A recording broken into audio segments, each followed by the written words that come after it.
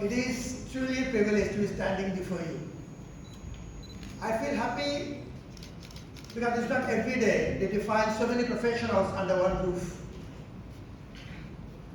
In that sense, this is a celebration of scholarship. A celebration of scholarship from home and abroad. A celebration of merit distributed globally. This is an occasion that doesn't happen every day.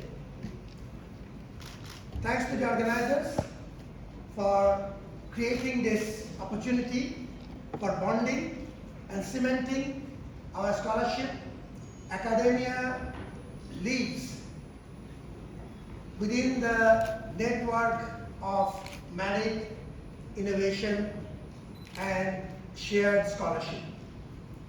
This is an event which contributes to that goal of the academia. A very worthwhile event.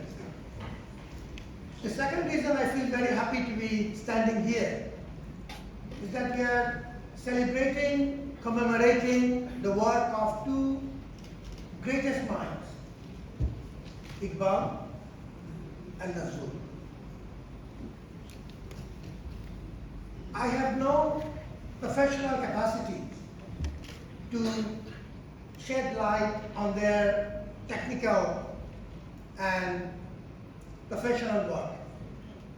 But just as a human being, who could avoid not reading Iqbal or Nazrul? Can there be a human being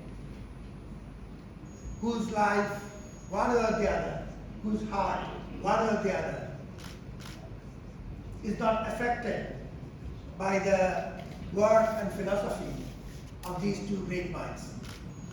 So in that sense, of course, we are very honored to have some of the leading professionals in this field to be able to talk, deliberate on Iqbal and Nazrul. But more importantly, I think just as human beings, that's good enough to feel the importance of celebration of their work.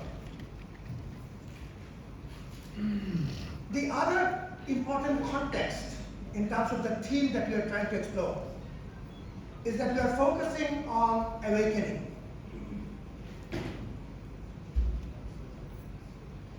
For Bangladesh, the immediate event that has left a permanent imprint on the whole socio-economic fabric of this country, and to some extent has changed the way we look at politics and governance, is the July uprising. That is the immediate occasion. And within this broader context of awakening, a focus on July uprising is especially significant. And when you bring in the philosophy and work of these two great minds, Iqbal and Nazrul, it provides a great opportunity to shed light on the July uprising from an intellectual point of view. I have seen the themes that have been explored by our two very respected keynote speakers. Our professor from Jawaharlal University, Professor Iqbal and Professor Hassan from the International University of Malaysia, would like to have just a small piece of suggestion to the organizers. If we can have just a short summary of their presentation in Bangla for wider circulation, because this theme deserves wider leadership. We are particularly honored to have the editor of Ahmed today, Mr. Mahmood. Not that I agree with everything or every philosophy that he has, but I've got great respect for this man. Whatever he has believed in his life, he has been consistent, both at the theoretical level and also translating whatever he believes into practice. And in this transformation from his beliefs to practice, he has suffered enormous demarcations, depressions, and whatnot. But we want to look into the future. He has been also recognized for his contribution nationally.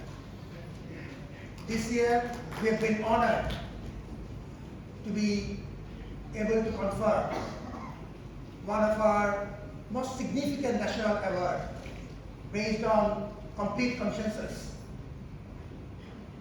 to Mr. Mahmood for his work. And not just for his work, for work translated into living action. Not many of us can actually do it. Sometimes we have got good thoughts, but never translated into action. So we are particularly honored to have him. The sponsors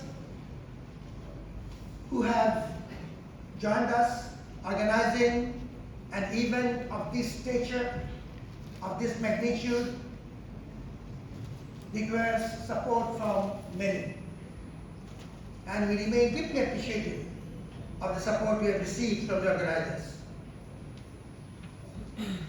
The Bizarre Ahmed Aviation, the University Grounds Commission, and our co-partner, Bangladesh Institute of Islamic Thought. My colleagues in the Department of Urdu, needless to say, led by the respected chairperson, Professor Mawla and his team, supported by my respected Dean of the faculty. I remain thankful to each of you for organizing this event. And I very much hope that at the end of tomorrow, we will find more insights not just by way of some remote, heavily laden intellectual ideas. Those are important, of course, but more importantly, some practical guidelines of how to translate some of these ideas into action. Dhaka University, with my limitations, with our limitations, we remain committed to explore every opportunity of partnership. Now that this hall is represented by some 22 countries, 127 papers have been informed by the organizers, are scheduled to be shared in this great conference. I feel this is also a celebration of networking. And every opportunity that we have to hold your hand, while I extend my hand to you, Dhaka University remains committed to do so. I hope that this event will open up more opportunities for us to share our journey together to some common cause. The common cause remains serving the human family. As simple as that. Whatever we could do within our limited means, we remain committed.